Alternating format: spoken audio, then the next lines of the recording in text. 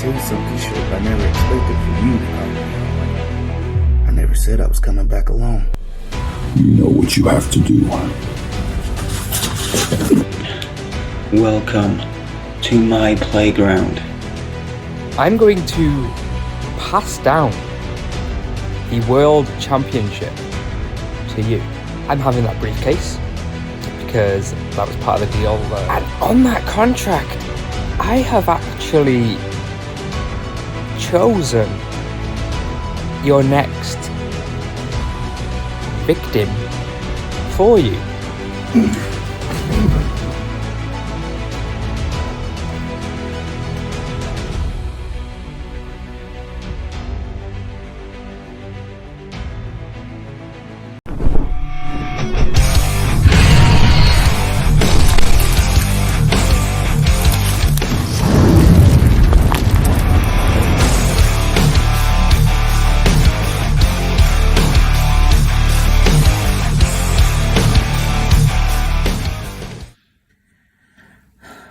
Last week was a huge night for the Phoenix. Probably the most successful night any one person has ever had on Max Wrestling. He ended the show with the television, knowledge, and the World Championships. And in the very last moments, I ruined his night by cracking a pool cue across the back of his head. His own pool cue, I might add. I've had a week to think about my actions, my heinous, cruel and grievous actions against my own flesh and blood. And for my actions, I've come to the realization that I must apologize for not doing it sooner. I've been dropping hints for 6 months, if not longer. Hell, not even hints, full-on spoilers that I wasn't finished with you yet. You took my world title, a title that was created for me by burning the shape alive at Promomania last year. King of the Mic last June, you needed a mystery opponent. Who did you get? Me. And you never saw it coming. I told you then I wasn't finished with you. I beat you, and then technically I'm the reason you lost a world championship. Because even though I beat you, I still let you advance. And you made it all the way to the final, and you got talked into putting the world title on the line, and you lost. And you never saw it coming. Then Promo Slam. The Shape's resurrection. Again, I told you I wasn't finished with you yet. That we would cross paths again, and you never saw it coming. The seeds have been planted all year like fucking infinity stones spread across the whole galaxy, and you missed every single one. And finally, I saw my opportunity to pull a trigger. The lawyer presented me with the perfect opportunity. At your peak, at your biggest moment, I struck. And you never saw it coming. So now here we are, back where it all started on the road to Promomania. We've come full circle, 1 year on, except this time, you're not facing the Shape. There's not going to be any smoke and mirrors or magic tricks. You're facing a human being, skin and bone. Last year you took the fight to the Shape's domain. This year, I'm bringing you the fight in the real world, where all that matters is who's the toughest son of a bitch. So at Promomania 7 for the Max Wrestling World Championship, it's the Phoenix versus the Captain in a cinematic sequel. And one thing you gotta remember about sequels, the body count is always bigger. See you in 8 weeks. You're listening to the Max Wrestling Podcast. It's time to take it to the max! It's Thursday, and you know what that means. Welcome to episode 360 of the Cap and Mo Show. We're about to take it to the max. Last week, we celebrated Podcast Promo Rumble 7. What a show. Big night for Phoenix. Until the end. But he's now the first person to hold all 3 top championships at the same time. Until Promomania. Until Promomania. But alas, It was Podcast Promo Rumble Week, which also means it was Royal Rumble Week. Yeah. There was some good, there was some bad, mostly bad. A lot of bad. There's been some heavy criticism for the men's Royal Rumble match. Oh, you don't say. I've been saying since 2018, the women have a better match every single year. They really do, though. It's kind of like an obvious fact by now. Like, shit, we gave the women their own Rumble match and we screwed ourselves over. Well, I mean, honestly, that one was terrible. Was just the dirt worst. Half the ladies in there that were regular workers shouldn't have even been in there. They were so sloppy. And then the ones that were returning were even sloppier. Goddamn Alicia Fox. But it was still more entertaining than the men's. At least with the women's, we knew who everybody was from the first beat of their music. That's true. That's very, very true. I made a big point of this during the week. Like, half the entrants in the men's match, the music is so generic these days, I don't know who the fuck they were. And it didn't help that they cut to the fucking crowd every single entrance. So I saw the crowd reaction, still not knowing who the hell the music belonged to, and then they finally showed who it was. Oh, it's this guy. Oh, it's this. I'm like, oh, like the only, oh my God, what themes did I actually recognize now that you're making me sit here? I think Ricochet was the recognizable because you heard the Ricochet. So I was like, oh, hey, there comes Ricochet.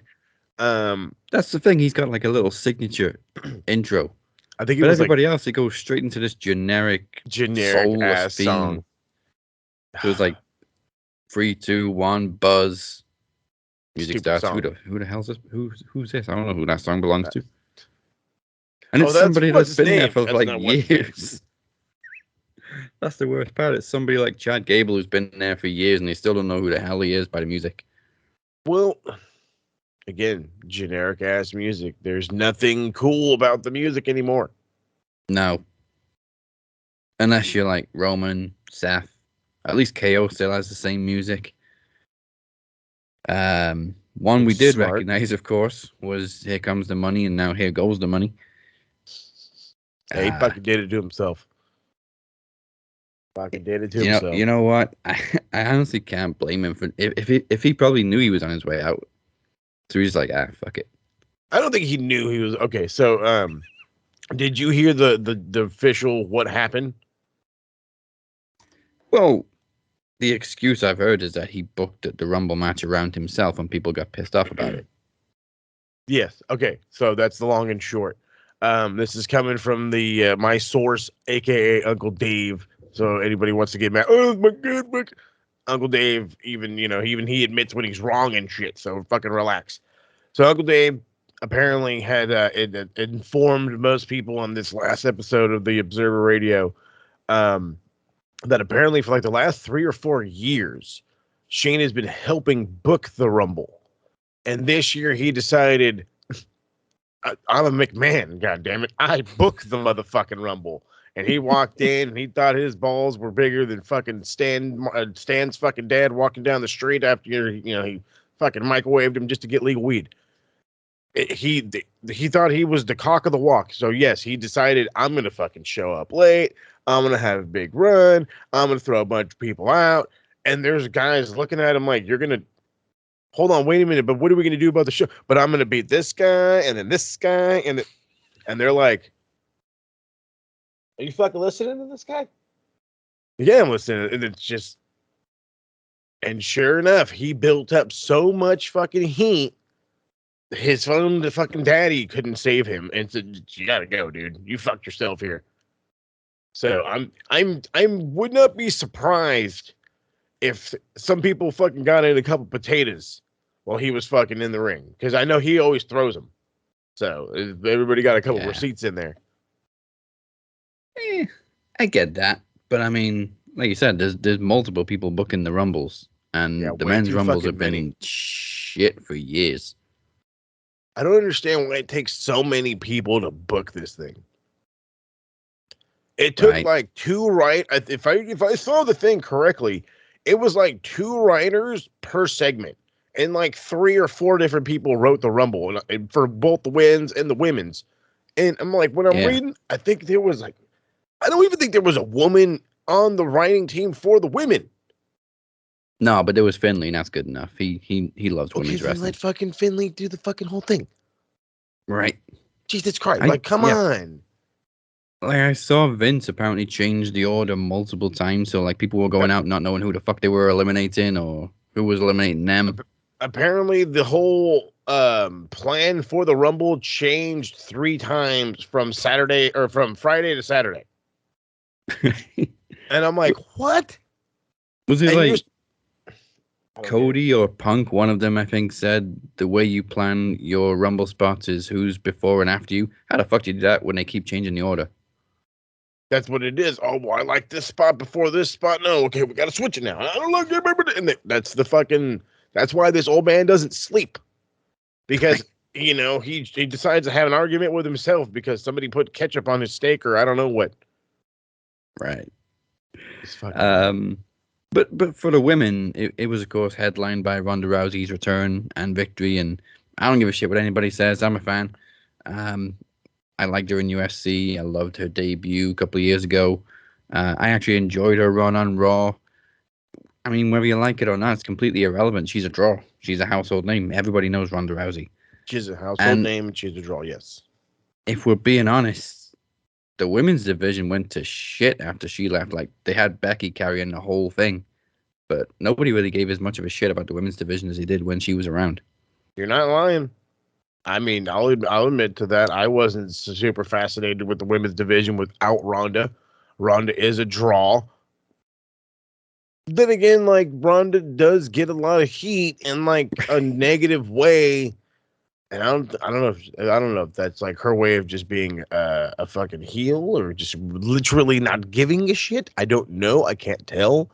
Yeah. So I really couldn't tell. Like when she did turn heel and like the whole thing with her not appreciating the fans' reactions to her and, calling this out as a work and that's a work and I don't give a shit. I couldn't tell if she was being genuine or if she was being a good heel. Right. It was one of those things. She's an experienced actress. Very true. But honestly, I'm glad to see her back. I'll admit the promo wasn't great on Raw, but I kind of get the feeling she was pissed off that they're dragging it out till Friday. Like, they announced her for Raw, they kept her right to the final segments, and then it was just, you'll find out Friday. What the fuck was the point? Yeah, I don't understand that either. But I mean, yeah, that's the whole thing. Her thing is just for her to be there so she could be on SmackDown. Yeah, it's just to get eyes on Raw, and two reasons. One, to get eyes on Raw, but apparently viewership dropped for the final hour, which it always does. And secondly, to make people think she's going to choose Becky, which honestly I hope she does, but I don't think she will, based on the reports that we've seen. Yeah, no, the reports say Charlotte all day long, and you know what? For that, I have to follow that logic. I don't know if this just means that she's going to beat Charlotte and bounce. So I don't know.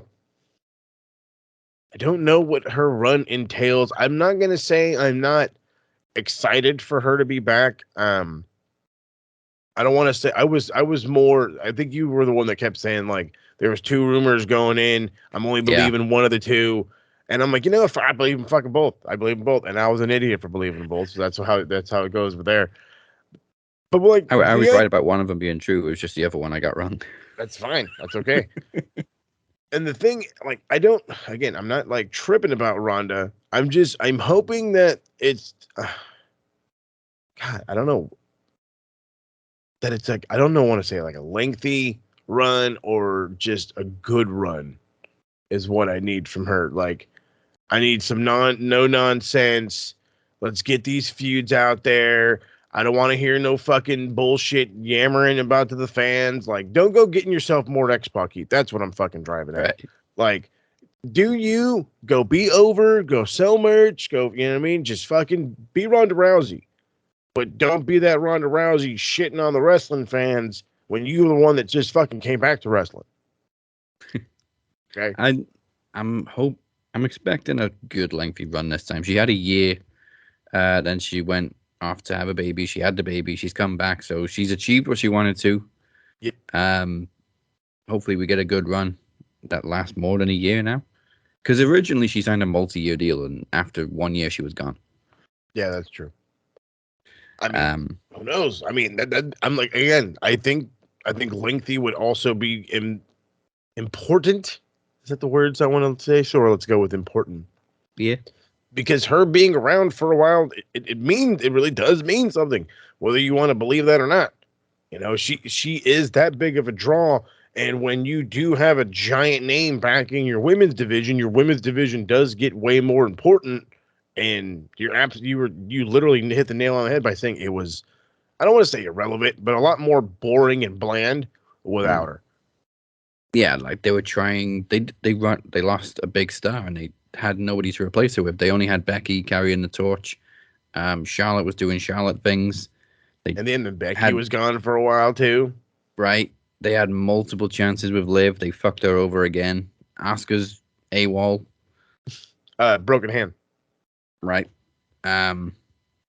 So I actually watched Raw, and I don't know if it was necessarily just because of Ronda or I think it was just I wanted to see who Ronda picked. I wanted to see who Brock picked. I was expecting some surprises because we didn't get shit in the Rumble.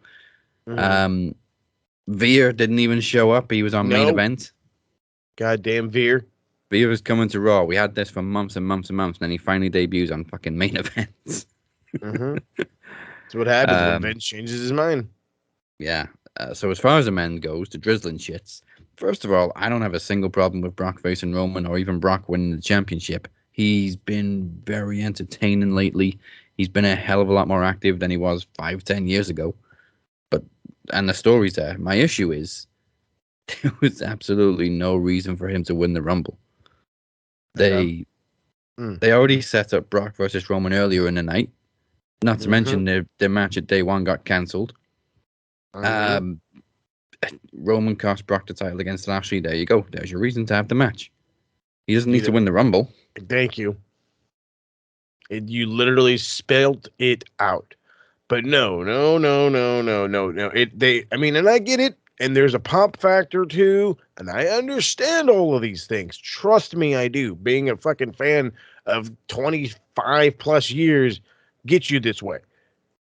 It's those fucking internet nerds that fucking kill me. That, oh my God, you guys are fucking bitching about another rematch. But I don't hear you guys bitching about how many fucking times Omega and Okada had a match.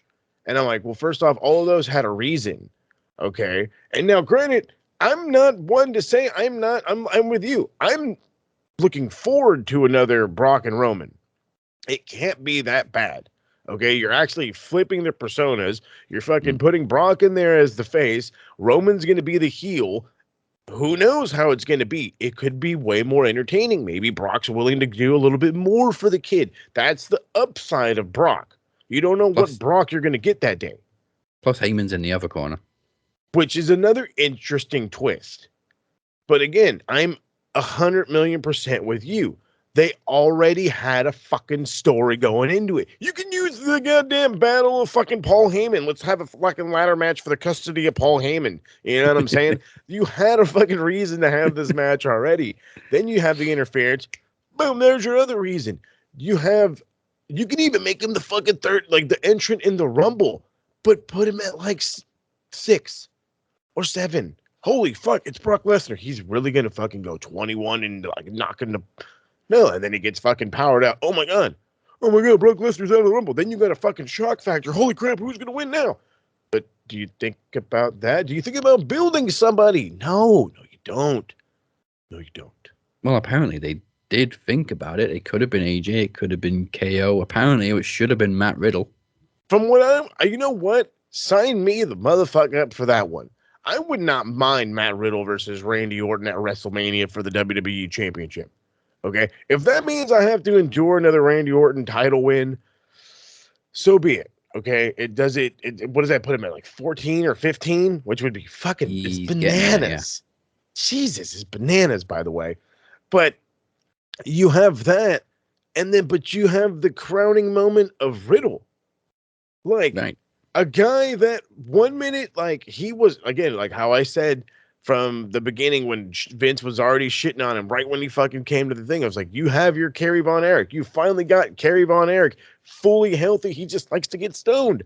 And And he kind of was like, man, they put him with fucking Randy, and apparently it's fucking gold to him. So it's like, dude, as a guy who's a giant Matt Riddle fan, I'm like, I loved that idea. I loved the idea of Kevin Owens. I thought him too. You just signed him to a contract. You know how good of a worker he is. You know how over he is with the fans. That was a no. AJ, same fucking thing. You know how over he is with the fans. You know how much people love this fucking guy. You know that he's almost done. And no Royal Rumble win. No, it could have been like one last milestone. But no, it had to be we have to add to the reason of the already reasons why they have to have a match. And it's like, no, you don't. You're just doing it. And Brock said the next night he wanted to be title versus title. Okay, so let's take that one. We got Roman versus Lashley. He got screwed out of the title. He's already entitled to a rematch. That's true. So, I mean, isn't the title on the line in the Elimination Chamber? Yeah, that was the thing. So the next night on Raw, he picks Roman for Mania, but then he says to Lashley, I want to take your title too, so it makes title.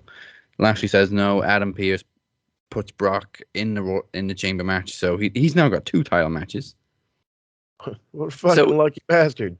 If he's already entitled, if he was already going to be put in the chamber, or if he already had a reason to face Roman, why the fuck are we fucking around with a Rumble? Because it takes 4 people to fucking book it. 4 people have to go through their minds and say this and say this and say this and say this, and they have to get their shit out because they're all fucking former wrestlers. That's their thing. Because you're a former wrestler, you got to get your shit in. And somebody forgot to say, wait a minute, he has like 12 other reasons to fucking have this guy in the main event. But you tell Vince Brock's going to win, and he's like, approved. That's it. No questions asked. He's going to approve it all day long. So. Yeah, I just think they've wasted a complete opportunity for somebody else on the Universal title when they've already got plans for the WWE title. You're not wrong. Oh, and as for the title nonsensory, Uncle Dave has already put that to bed. Yeah. It is not it will not be title for title. They will not, or no, pause. They will not be unifying titles, is what he said. Well, it would be fuckery if they just give the title back to Lashley and then he loses it in the chamber. Which also is in Saudi Arabia for whatever reason. Because I was really going to come up with a reason for them. I can't. No, that's not true. I don't want to. Yeah. So they can kiss my ass. We can't apply logic to this, so we're not going to. There you go. I don't want to. Well, there's our top stories. So now let's go to some old stories as we go back to this week in wrestling history.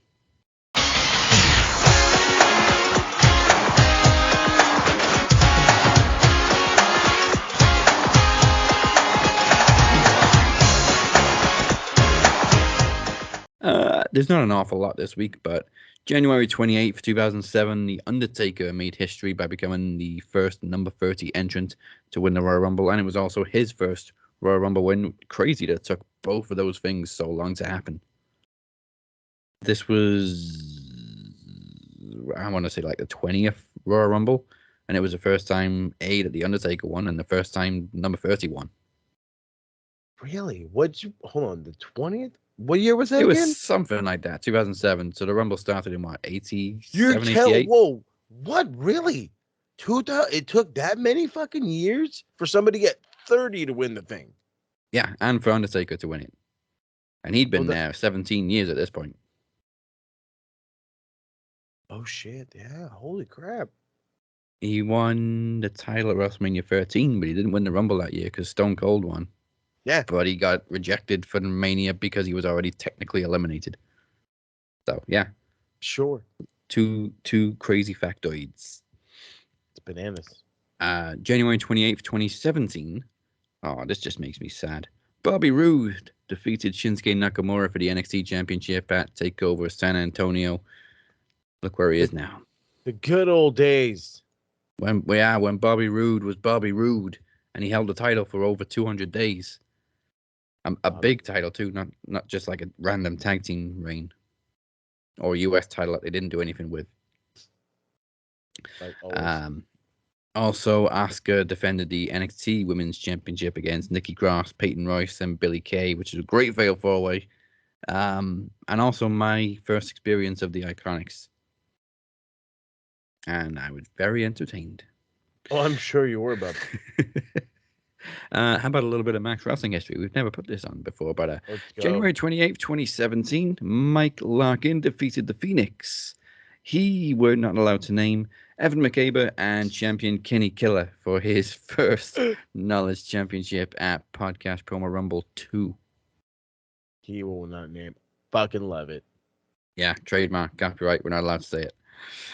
Shit. January 28th, 2018. A lot happened on the 28th. Jay White became the second ever IWGP US champion, defeating the original champion, Kenny Omega. People forget. Beautiful, beautiful things. Again, January 28th, 2018, Asuka won the first ever Women's Royal Rumble. Her victory was, of course, followed by the foundation-shaking surprise debut of Rowdy Ronda Rousey to close the show, who just completely upstaged everybody. And all she did was show up and point. Yeah, I kind of felt bad for Asuka, but it was a great moment. That poor girl. Yeah, and for the whole Rumble match too, you had Charlotte and Alexa. They didn't defend the titles that night. They were both just sat ringside watching the whole match, and then it just came out to the ring with Asuka afterwards. And then in comes Ronda. January 29th, 2006, at the Royal Rumble, John Cena won back the WWE Championship after defeating Edge, who cashed in on Cena earlier that month at New Year's Revolution. He repeated defeat years later on the same date, 11 years later, in 2017, defeating AJ Styles for the WWE title at Royal Rumble. Nice. January is a good month for John Cena. Apparently. Finally, on January 30th, 2005, the ending of the Royal Rumble match was botched as Batista and John Cena both hit the floor at the same time. Vince McMahon then stormed to the ring, so angry that he tore both quads getting into the ring. He's like, huh. And he literally completely no-sold it. He just sat there. He's like, you listen to me, damn it. I'm like, you know what? I'm sorry. If like a fucking buffed up billionaire comes up to me and he's fucking like on his ass yelling, I'm laughing, dude. I'm sorry. I can't. You're going to tell me that I have to stay in character this whole fucking time? I can't do that. Look at this fucking guy on the ground. It was funny at the time because Vince is literally just sat in the ring yelling at Batista and John Cena. And then it's even funnier later. Well, I don't want to say funnier, but later on you find out he actually had both quads torn at that exact moment. And you're like, shit, and he's still just sitting there yelling at him? Yep. The match continued. Batista got his win, went on to face Triple H at WrestleMania. Only a few birthdays this week, too. On January 28th, Kelly Klein turned 31. Sanada turned 34. Sheamus turned 44. Hardcore Holly turned 59 on December 29th. I always forget Becky Lynch and Ronda Rousey almost share the same birthday. So Becky turned 35 on the 30th. Ronda turned 35 on the 1st. They're exactly 1 day apart. Oh, shit. Rockstar Spud also turned 39 this week. And you mean 2 days apart?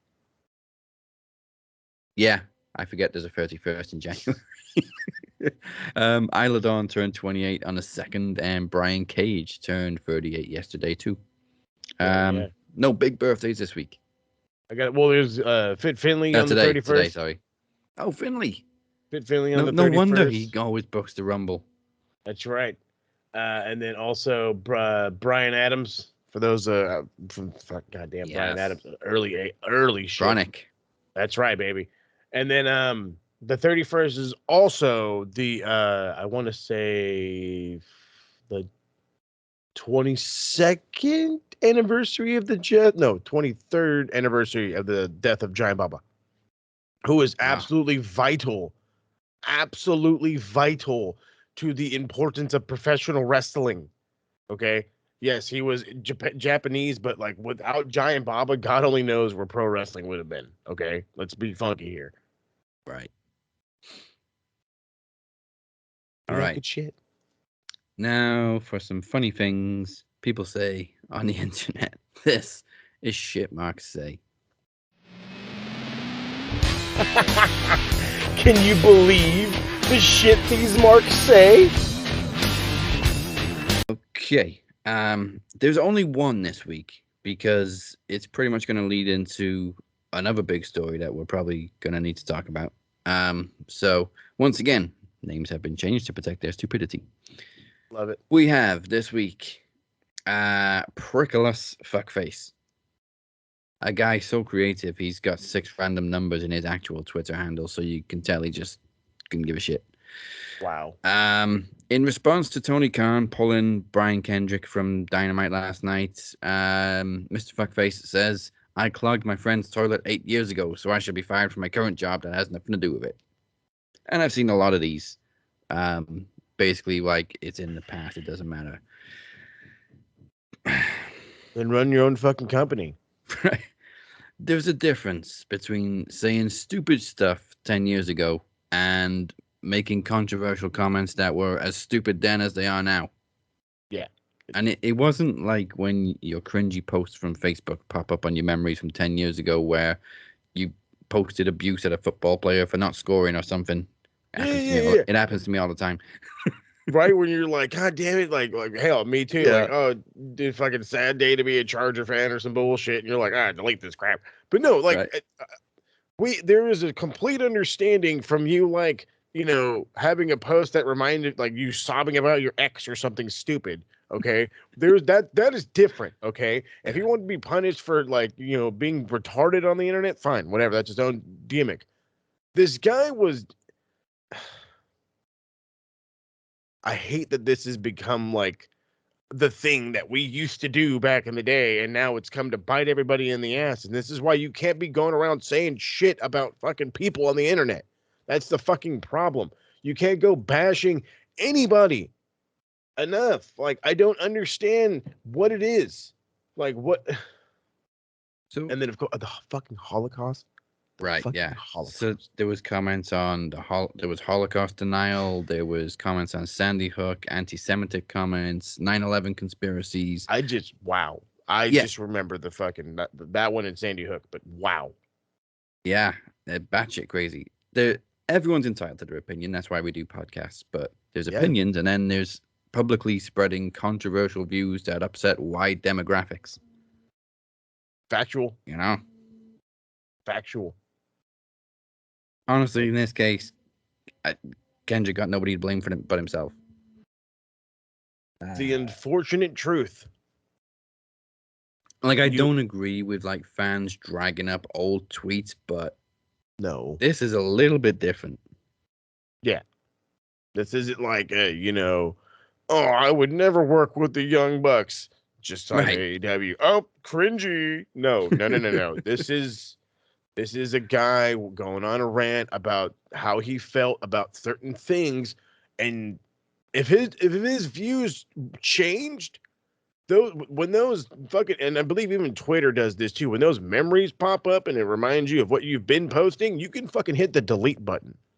Yeah. You know, and then you can go on and apologize. Oh crap, I seen that. Yes, I understand it's a pain in the ass, and you shouldn't really be punished for the words you use, but again, these aren't just like normal words. That's the part that I think really needs to be implanted in people's head. These aren't just regular words. These are conspiracy theories. And God, I hate conspiracy theories. And we just had a fucking president who was loving the conspiracy theories. They're out to get me. But that's the only thing that I've covered from Shit Mark Say this week, because that's, like, Tony Khan got loads of replies last night from doofuses like Prickless Fuckface. There was probably more stupid shit said during the week too.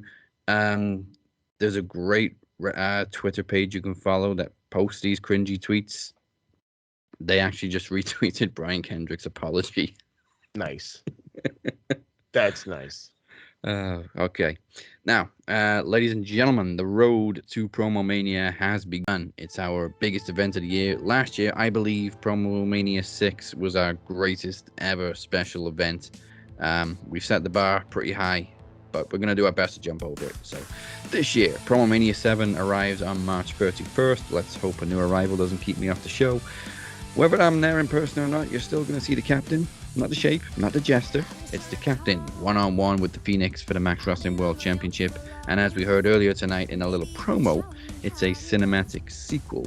1 year in the making. We're picking up where we left off last year at Promo Mania. But here's a little announcement for you. Phoenix. As television champion, you are required to defend every 30 days unless you're given an extension because you have a defense coming up by cutting a promo.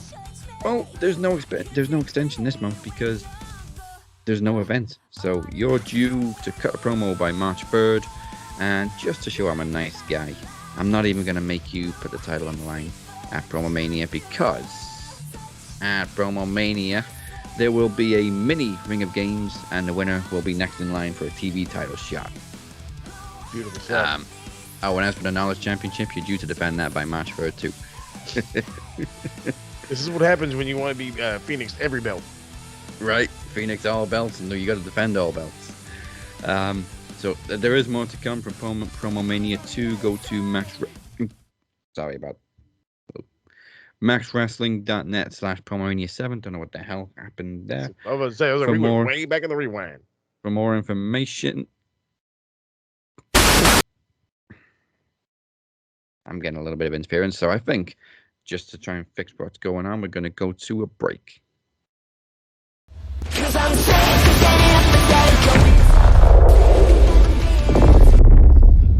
Good morning, good afternoon, good evening. My name is Alexander Rowan, and today I am here on the behalf of Travis the Walker Anderson. You see, Travis the Walker Anderson tried to walk away. He tried to be done with promo competition. He tried to be done with promo exhibition. He tried to walk away. Captain, the Shape, whatever you would like to call yourself today, Travis the Walker Anderson watched your promo exhibition against Cypher last week. There are a few bullet points, a few things that you said to be known as truth. Betrayal. Fact. Disrespect. Fact. People walking away to never return. Fact. Walker is limping. False. It's false because he was limping. Watching your promo last week, watching everything that transpired at Podcast Promo Rumble, lit a fire under his ass, and now he is walking taller and stronger and harder than ever before. Travis the Walker Anderson is going to walk straight into Promo Mania. But why? Why is he walking to Promo Mania? Because he also has felt betrayed. He also has felt disrespected. He has felt these things by the hands of one man. That man knows who he is. So we are going to give him 1 week to answer the call, to come forward and confess his sins. If he does not, then I myself, Alexander Rowan, will return next week and put him on blast myself. 1 week, sir. Answer or be destroyed. Cause I'm sick of standing up and saying going slow. I'm sick of never being able to cross the line. I'm sick of pretending everything is fine. You got it, you're just a freak like me.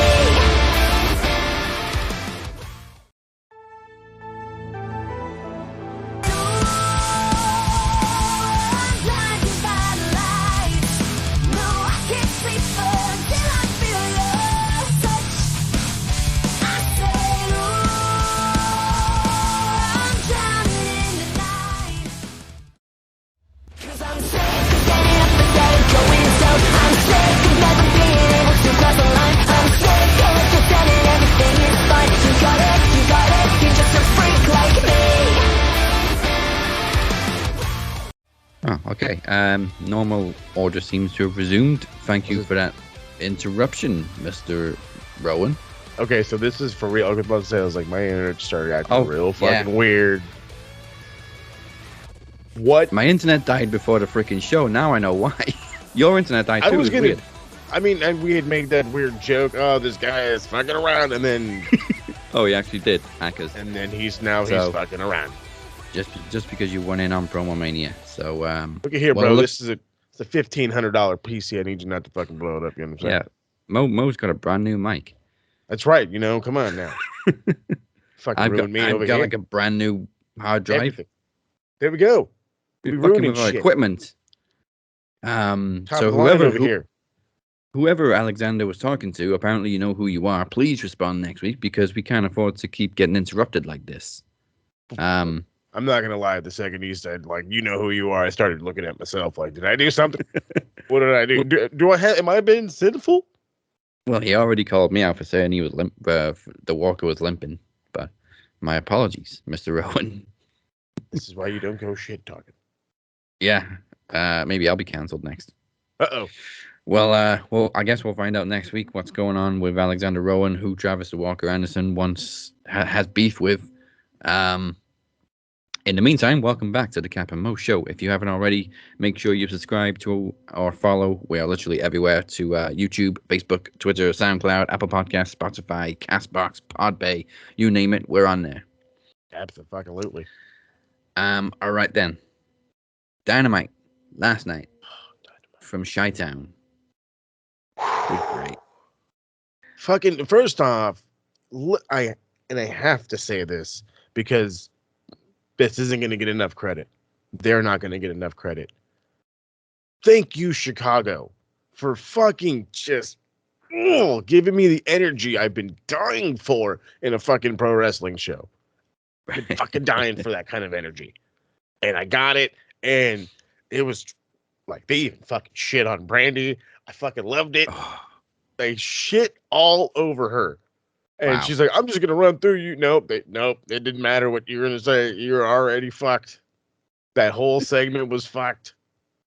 And Dan Lambert had this great point. Like, you're in the ring with me, who's like, you know, angry, sexist white man, and they're still booing you.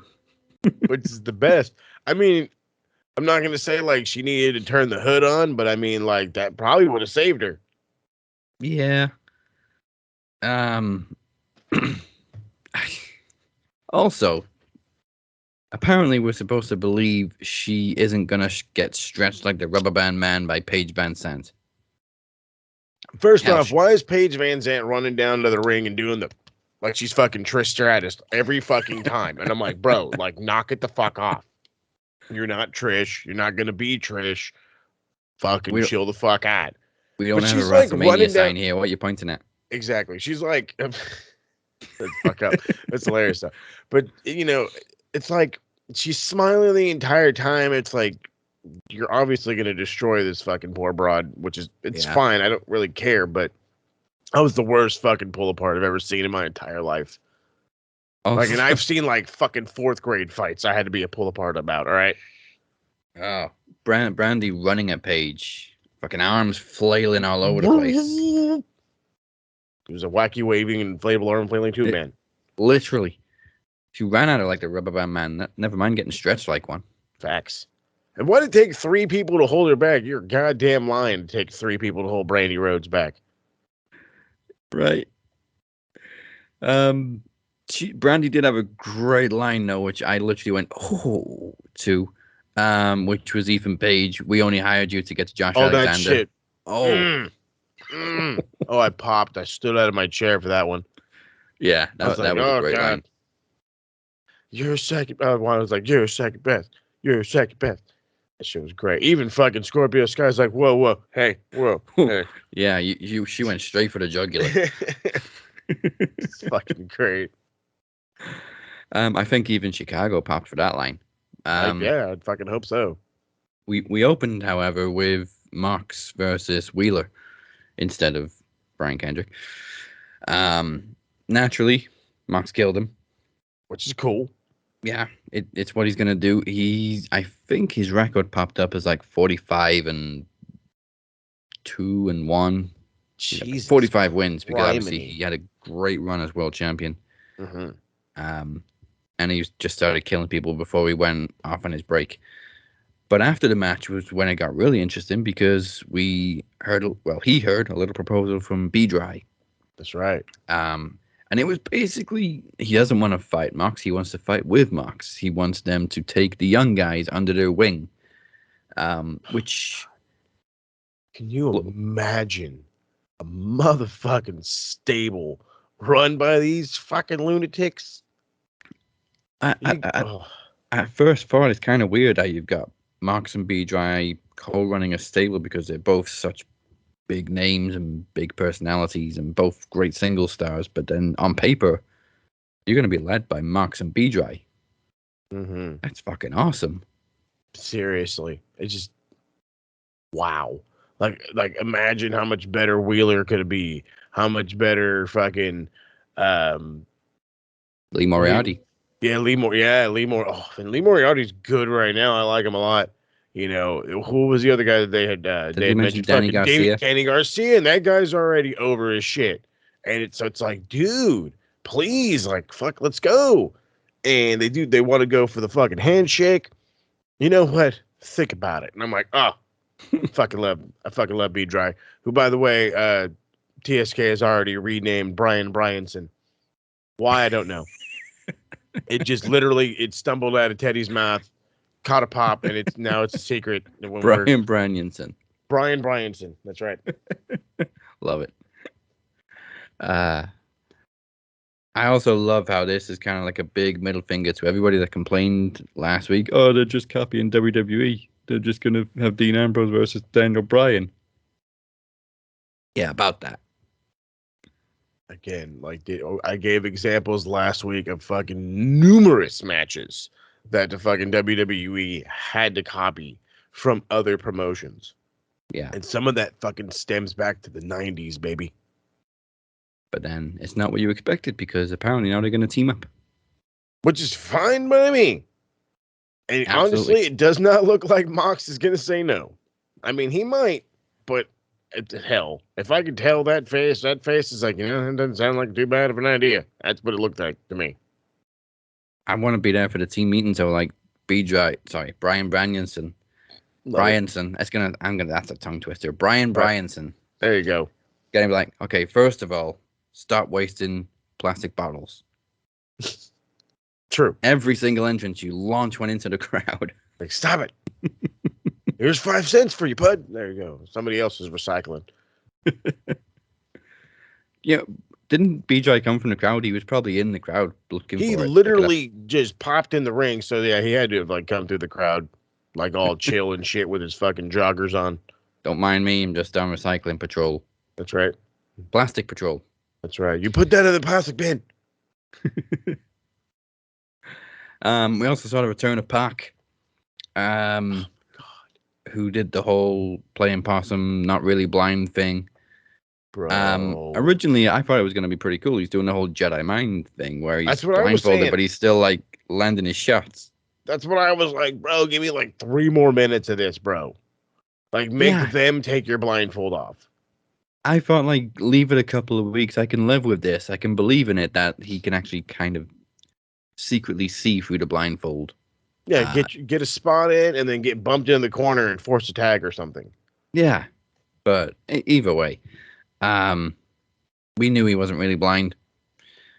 Yeah. And victory for Kings of the Black Throne as Penta now tastes the Black Mist. That fucking entrance is the sickest shit I've ever fucking seen. Like, fuck, that entrance is cool. Like, bro, if you turn on the TV when the fucking Kings of the Black, or what was it? The Kings of the Black Throne, right? Yeah, but the nameplate said Knights of the Black Throne. That's right, They fucked it Knights up of the somewhere. Black. I think it is Kings though. I'm pretty sure they're the Kings of the Black Throne. Yeah, I think they just fucked up the graphic. I think it is a fucked up graphic. Okay, so the Kings of the Black Throne, like if you're fucking literally scrolling through TV and you used to be a wrestling fan and this is the fucking entrance that pops up, you're gonna tell me you're not captivized and like, I gotta fucking watch this thing. Okay, like if I got captivized by the fucking Undertaker's entrance in the fucking in the early 90s, this thing is catching everybody's attention. Right, and then we thought Black's entrance on his own was good. Right? Oh, dude, these guys, fuck. When Brody comes out in the fucking ski mask like he's gonna rob your bitch ass is the fucking best. Oh, it's the fucking best. By the way, and TK, your TSK all the way, baby. I fucking need more Brody on my TV, and I do not mean in a picture-in-picture fashion. Ugh. Killing me with that. Right. Not.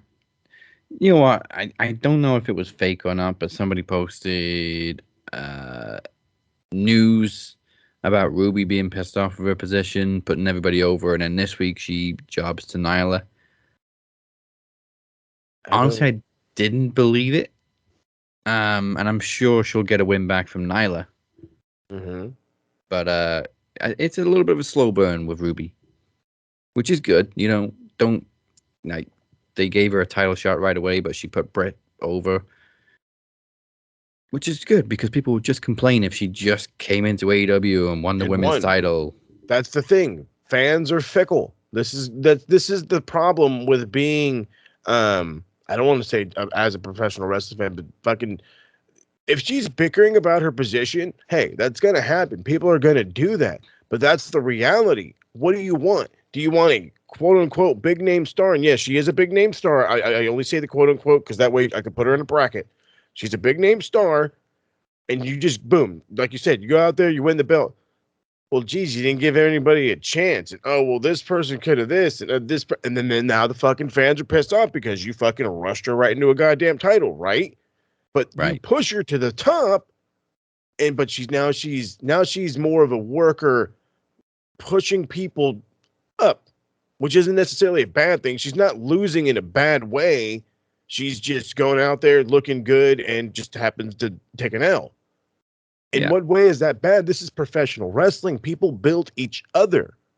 I mean, I'm sure she's going to get a shit ton of wins on like Dark and Elevation. People don't ever think of that part. Did she lose to Nyla? Yeah. But if you also look at the thing, Nyla fucking she had beaten Nyla to advance to the TBS championship. So now they're 1-1. You're building a feud, goddammit. Like, I mean, simplicity, baby. She's 1-1 with a former champion. Factual statements. And of course, this was all pretty much just the first half of the show. The second half of the show was just MJF versus CM Punk, 40-minute thriller. Jesus. This gave me props to Punk for going the distance. Well, his endurance isn't really up there yet. I mean, he's been out the game 7 years, but did damn good to do 40 minutes. Yeah, especially at his age and being out for as long as he was.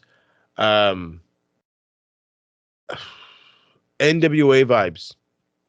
Mm. I got mad NWA vibes. Like I was watching this is gonna be funny. Like I was watching like Mike Rotunda and Ric Flair on like a fucking bullshit pay-per-view for like the US title. It just fucking felt great. It felt like, what's a fucking old versus I don't want to go Sting Flair because there was more like chicanery in it, but I just got a lot of old school vibes from it. He fucking had I think what was it, the tape from his wrist or whatever, using it as a fucking to choke out Humble and covered up fucking beautifully. Fucking beautifully. Like literally something you would have seen out of the 80s. Swear to God. Swear to God you'd seen it in the 80s. Probably on like the what's it, not NWA, what's the AWA or whatever. So he gets away with the choke, and I'm just like, no, dude, not like this. I mean, but this is like, you wanted some motherfucking heat, baby. This is how you get some fucking heat. Yeah. And, well, Bryce is an idiot, and he sees the thing drop, and they restart the match. That image of Bryce and MJF just slowly reacting to it dropping was beautiful. It was for the act that like this when Bryce gets a moment to do some acting, he's a man. He's the fucking man. So then they restart the match, and they beat the shit out of each other, and it's fucking great. And Wardlow comes down, and you're swearing to God that this guy is gonna ruin the match. Oh my God, he's finally gonna turn on MJF. Oh, he's finally gonna this. It's over now, and he hands him the ring. And like MJF does, he wins with the ring. And why? Because he can. And it gains heat, and he beat your friend, or he beat your guy in his town. And now I get to sit like him and say that I'm the best in the world. And it was fucking great. I've been saying that this is why these guys are here. Punk puts over MJF. Bryanson put over Brian. Yeah, there you go. Bryanson, love it. Bryanson put over fucking Hangman.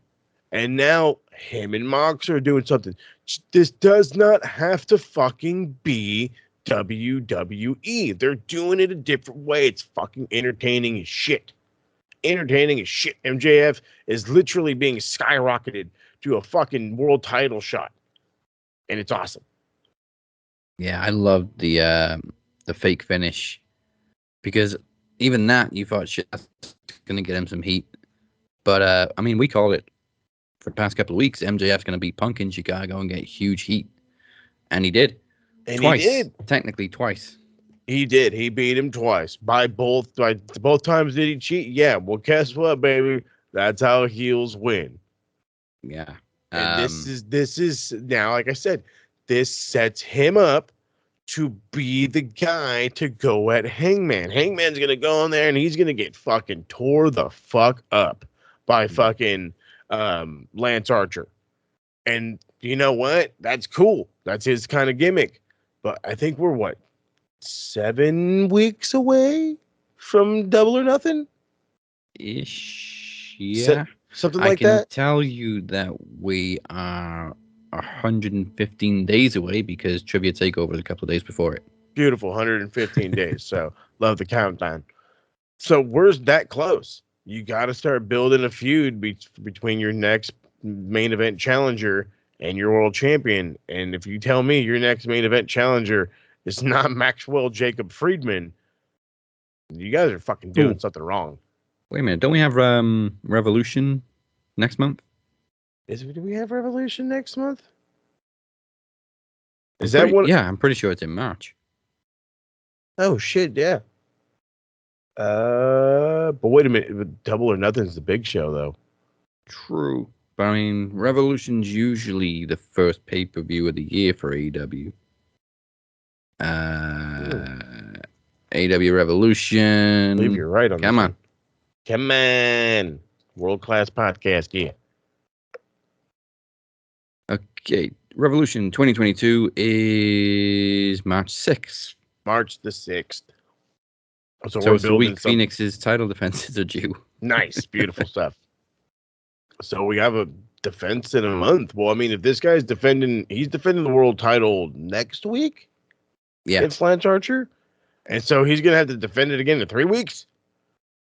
Jesus Christ. Okay. Well, that ought to be shitty. It can't be Revolution.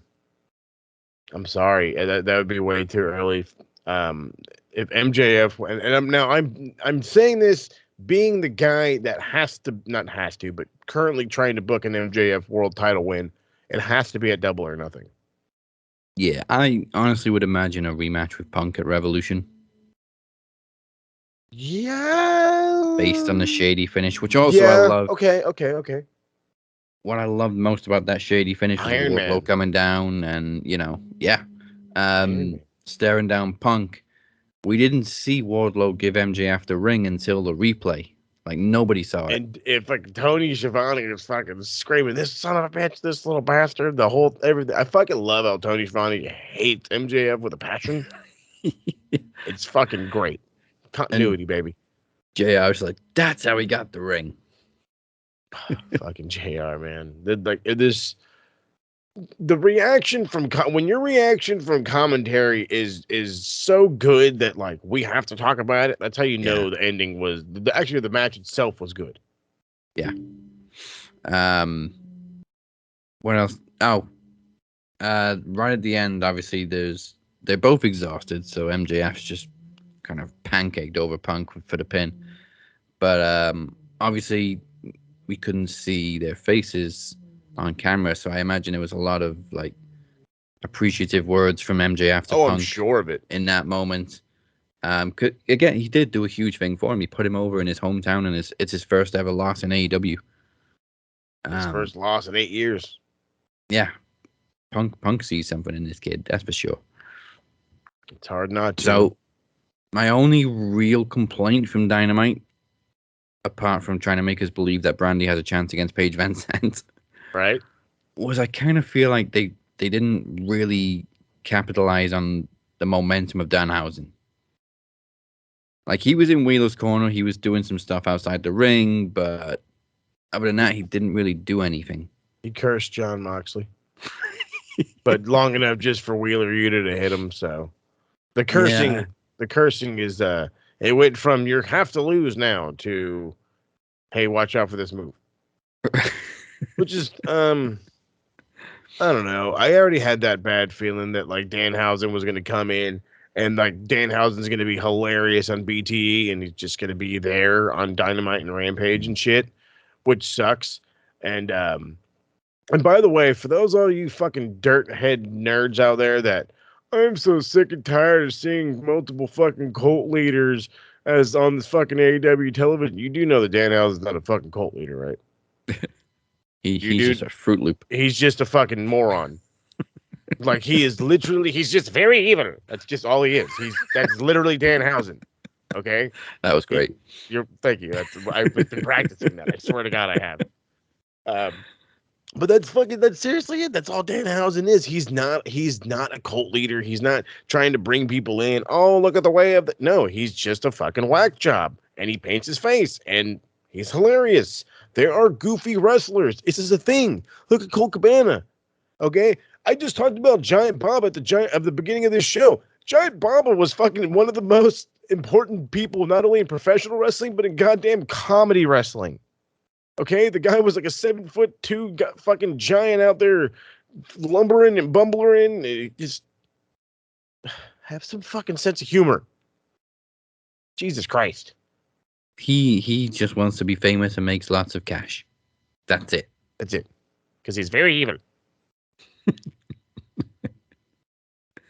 Yeah, so I don't know, maybe I was expecting some kind of video package or backstage stuff. But he was literally just in Wheeler's corner with Orange Cassidy. It's fine. I'm sure we'll see more of him, but I just think maybe they should have done a little bit more this week because he was like the talk of everybody since his debut last week, and he fucking crashed Shop AEW in an hour. Yeah. In one fucking hour. Wow. Because he's very evil. This is true. NXT, anything noteworthy? Oh, Jesus Christ, this show. Okay. Is there anything noteworthy? I love how that's become my weekly question. Did anything happen on NXT that was worth talking about? There was a 6-man Imperium, all of Imperium. So Gunther, Marcel Bartel, Fabian Eichner against Diamond Mind, the Creed brothers, and Roderick. It was fine. Fucking goddamn Creed brothers, I swear to God. Fucking Walter didn't do too much. Dude, Kaylee Ray's fucking bananas chasing after fucking Mandy Rose with this goddamn bat and her fucking super thick ass accent and everything. And I mean, she literally chased her the entire show. I swear to God. They started out with the fucking I think the Toxic Attraction came out for like a promo, and I think it's Gigi Dolan. Like, bro, she's got ass. She's hot. But fucking Mandy, it's hard not to stare at Mandy. And then every time she literally just walks out there in like yoga clothes, and it's like, okay, that's fine. I'm getting fucking tight as a bitch. Like I'm sure it's exactly what they want her to do. But then Kylie Ray comes out and she wants to kick her ass because she's fucking bananas and literally like chases her around the arena with a fucking bat. That was like the storyline the entire fucking show. Oh God. Okay. Cora Jade is like a 19-year-old professional wrestler, which is, hey, fucking congratulations. I'm fucking, I'm proud of you, whatever. But you're also a 19-year-old professional wrestler that's green as a motherfucker. And why you're on this television so goddamn early is bananas. And then Raquel Gonzalez, excuse me, is literally. No, we're calling her Rochelle now. Right, it has to be Rochelle. Is literally gone from, well, yeah, might as well, because she's gone a fucking persona change 100%. Like, she went from being like, what did she call herself? Big Mama Cool, where she, had the dark hair and dark clothes, and she was doing the, I'm look at me, I'm big, strong lady. She's literally flipped it, and now she's the heartbreak lady. Her hair is all feathered, and it's light, and her fucking gear is light, and it looks like Shawn Michaels. I swear to God, she wanted to be the female version of Shawn Michaels in her fucking ring attire this week. And I don't know if that's a full circle. I don't know. I literally, like, being the guy that has seen, like how they were as a tag team, to see like how she started and how she looks now. I swear to God, she literally just wanted to be them both. Like, it's weird. If you look up the highlights from their match and just look at her, you're going to tell, like, don't, like, look at me, and you're going to be like, you went from dark hair to blonde, and your gear looks like this. It literally looks like she went from being Diesel to Shawn. It's really weird and kind of dumb. She's kind of on the Geek of the Week list for that, but she's not. It's not an official yet. Okay. Sheree beats Jobber after looking like she comes, like, has the video package as a schoolgirl. She's not a schoolgirl. Weird as fuck.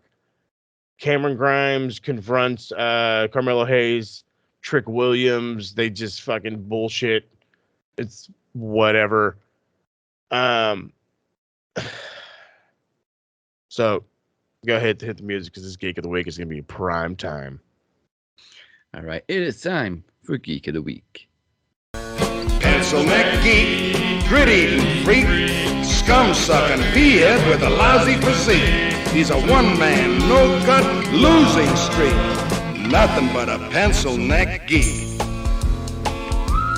Pencil neck geek. So people are going to love this one. Guess who? So Joe Gacy got a win. Thanks to fucking goddamn stupid idiot Grayson Waller. I hate this fucking nerd.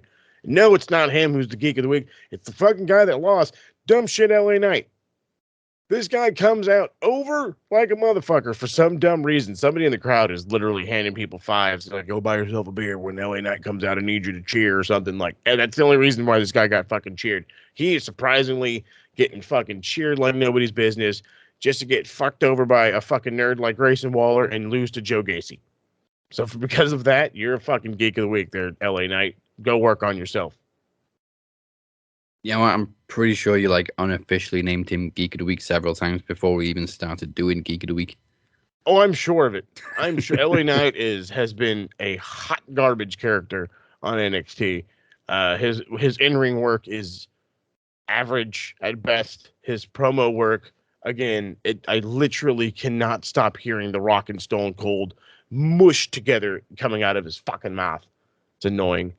Wendy Chu, the fucking lady that fucking comes out in the goddamn fucking like sleeping gear and shit. She's a fucking gotta win, whatever the fuck. Used to be the lady in the chair for Xylee. Fucking stupid. Andre Chase beat a fucking jobber nerd, which was dumb. But the main was actually kind of fun. It was a tag match. Braun Breaker and Tommaso Ciampa versus Legado del Fantasma. It was, fucking Mendoza and what's the other fucking jackass? Joaquin Wilde. Yeah. Was it DJZ? DJZ, yeah. Wow, I can't believe I remember that. I mean, that one was fun. It wasn't too bad. I mean, there's a lot of lucha stuff. Tommaso can work with lucha stuff. Braun Breaker's out there just doing his power thing, showing off his spear, blah, blah, blah, blah. It's fine. This is fine. Well, then, in response to LA Knight being a Geek of the Week, we say... There we go. Beautiful stuff. That's you, pal. Well, before I go to rest of the week, they're also bringing back Vengeance Day again this year because they are either too lazy or too woke to bring back St. Valentine's Day Massacre, which makes much more sense. Way more. Especially last year when it was on Valentine's Day. Mm-hmm. But also, there's a lot of free agents that are now able to work elsewhere. So from the November 4th budget cuts, we can now see the likes of Keith Lee, Ember Moon, Davey Boy Smith Jr., Mia Yim, Lindsay Dorado, BFAB, Nia Jax, who also turned down a spot in the Rumble. In fact, she said, fuck no. Yeah, baby. Grand Metalik, I don't know if I said that. And if anybody's interested, Eva Marie. That's right. Grand Metalik's actually already been booked in Mexico, shockingly. Yeah. So it's really? awesome. Yeah, well, he was booked. I had no idea. I thought he was already released, but it's an upcoming booking. But so that explains that. Yeah. It's awesome. So their 90 days expired on yesterday. Yes, let's go. That's some fucking primetime talent out there, dude. It's primetime fucking talent. If you want guys to add to if you really want luchadors to add to your fucking roster, AEW, Grand Metalik is your fucking man. Go get him today. I'm gonna say this only because I think this is the best thing for him. Keith Lee needs to go to Impact, or he needs to go to New Japan. But right now, the travel thing with Japan is a pain in the ass. Him being on New Japan Strong will not get him enough recognition, so that's why I say he has to go to Impact. He could be world champ there, no problem. Get fucking stupid over, and then of course you have the revolving, door where he can just walk onto an AEW television one day. Yeah. Or WWE, if you believe some people. No, but okay. I don't believe those people. Killer Cross is also apparently speaking to a series of companies, his quote, and we shall see where he lands. I can only imagine where that guy will show up. Japan. You know what? I would love... He is a guy I would love to be in Japan. Problem is, again, is the travel restriction and all that fun shit. So it's like, we can't get fun things. Sucks. Yeah. In other news, again, before we go to the rest of the week, the media, the normal mainstream media, caught attention of Sami Zayn getting thrown out of the Jackass premiere. Kayfabe libs, baby. Yeah, we of course understand that they're trying to tell a story, and we're probably going to see Knoxville versus Sami Zayn at WrestleMania, which I don't think I mind. Knoxville took some bumps in the Rumble. It's fine. It's fun. Again, you can have goofy shit. This is okay. Yeah. Don't go bitching about it though. Because this is wrestling. Do you know where wrestling started, you fucking nerds? The carnivals. The circus. Right. Goofy shit. And And going back to the Rumble again, the men's match was so dull. I didn't even really care that Bad Bunny showed up. I actually thought it was pretty cool. That's not true. I fucking popped hard when that motherfucker hit. I was, yo, it's my man. I started dancing and shit. My wife was like, "Is that?" She's like, "Holy shit, it's Bad Bunny." I was like, "Yeah." Well, I thought he was done. It was like a one time. Yeah, no, I told you he's gonna be in the Rumble. I think it was because he put the work in at WrestleMania. There's no denying that. So I think seeing him come back for the Rumble, I was like, yeah, okay, he's gonna take some bumps again. It's cool. Yeah, it was good shit. And then afterwards, after the match, Ray gave him one of his masks. Yeah, like, right off of his head. I was like, that's fucking awesome.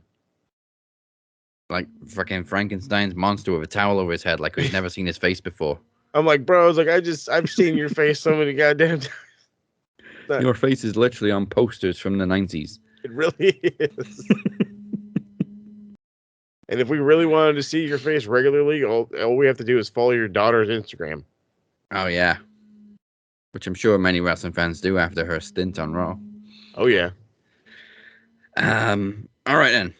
Let's go to Wrestler of the Week. And I think it's going to be short and sweet this week.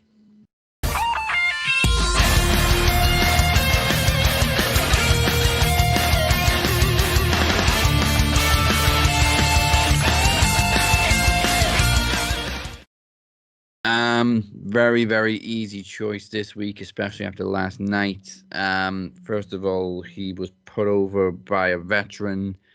On the mic, he's untouchable. I think we've mentioned that many, many, many, many times. Mm-hmm. And he's one of the best heels going. So easily this week, Wrestler of the Week for that 40-minute classic in Chicago last night is MJF. The man, he deserves it. Maxwell Jacob Freeman. Who is about to go to the moon. Oh, I love it. Sorry for stealing that little catchphrase. Cameron Grimes is like, I've copyrighted the fuck out of that. Watch me make more money. Is he still playing poker and shit? No, thank you, Jesus. Oh, God. Okay. No, he's actually focused on the North American title right now, which is good. Nice. Okay. Yeah, him and Carmelo Hayes. I think it's probably going to be at, what'd you say, the Vengeance Day? Vengeance Day. Yeah. Dumbass name. It just doesn't roll off the tongue or anything. It's horrible. It sounds like you're really trying to force it. Yeah, it is forced. It is forced. It sounds forced. It's horrible. Just bring back St. Valentine's Day Massacre. Not that hard, man. You own the rights. If you really don't want to use a name that bad, like obviously it has a pretty grim background, just say Vengeance. Vengeance was a pay-per-view. That's true. You could just say Vengeance. Again, you own the fucking name. Stupid WWE. Mm-hmm. Well, all right then. That is going to do it for this week. Your week is complete. Thank you, everybody, for spending your Thursday with us. You know where to find us at Max Wrestling UK on Twitter and at the Captain 512 and SMRPodNet. And of course, you can now follow Moses' work on TikTok, also at Max Wrestling UK. Once again, the website is maxwrestling.net. And now listen up, you pencil neck geeks. This is what Moses has for you this week. All right, so normally I'm going to take this time. I'm going to tell you we're doing all kinds of vote rant. We're doing all kinds of this. We're doing all kinds of that. This is my time where I get to shine the best it did. And everybody's got their gimmick for Promo Mania. We got this fucking world title gimmick, and it's fucking bullshit over here. See, now, the big dog has been out of the game just a little bit too long, and I don't like that. So this is my, if you will, John Cena open challenge. Promo Mania is right around the corner. There are quite a bit of promo competitors out there, from the Demoness to the likes of Lewis of Evolution of Pro Wrestling to RT Wrestler himself, maybe even Robert Davis, those hiding in the darkness, in the shadows. Now is your chance to go toe-to-toe with the other half of the Cap and Mo. So let's just make it plain and simple. I will be waiting in the ring, if you shall say, with due fun wordage, come Promo Mania. When your music hits, let's see if you last. Well, all right, then. Add it to the card. Good stuff. So that means the card is pretty much full. We got space for like 2 more title matches. There we go. All right, then. Promo Mania, almost set in stone, and it's February. WWE, get your shit together. Let's go, baby. This is how you build, baby. This is how you build. Yeah, we're not fucking around in Saudi Arabia. No, sir. With that said, join us next week for... I don't think there's a pay-per-view coming up. I think we're pretty safe from predictions. Congratulations to Chad, who cheated to win the predictions title, which we've done plenty of times. Can I say TBD for the men's rumble? Yeah, of course you can. Okay. If there's a mystery entrant and they win, I win. Yeah. Okay. You're still a cheating bastard. I think Impact might have a pay-per-view coming up soon. We'll double check on that one. We'll also need to make sure if it's live or pre-recorded. That too. But predictions coming soon. Also, hopefully next week we'll find out what's going on with Travis Walker Anderson / Alexander Rowan for Promo Mania. Yeah, whoever pissed him off, you're fucked, bud. And again, by this time next week, we'll know who Ronda Rousey's facing at WrestleMania, whether it's Nature Girl or Becky Lynch. Nature Girl. Love it. We'll see you next week. Goodbye. You've been watching. I'm jumping the gun here. You've been watching the Cap and Mo Show. Goodbye. Mwah, and good night. Bang. Phoenix, I hope your plate stays extra full, bitch. Yeah, me too.